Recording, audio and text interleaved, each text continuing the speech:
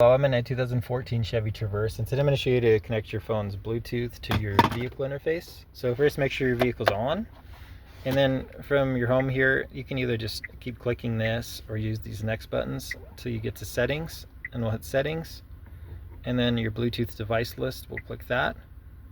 And then here, there's a limited number of devices you can have stored, so you might need to delete one first before you can add a new device.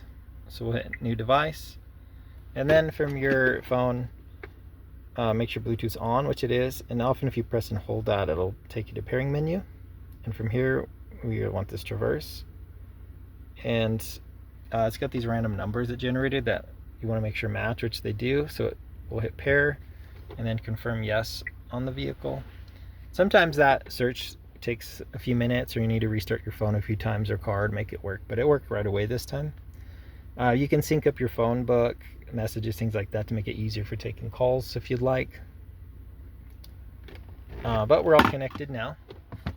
So now you should be able to take calls, listen to music, things like that. And then some newer models, you might be able to sync up maps as well. And let's say you want to delete a device, you can just delete it here and confirm. That frees up another spot. And to play music, just click through the source here. You want to get to where it would have the Bluetooth, so this one here. So now you'd be able to play music or whatever from your phone. If you're still having issues at this point, make sure the volume's on your phone as well as on in your vehicle. But otherwise, I hope this was helpful. Hope you have a wonderful day.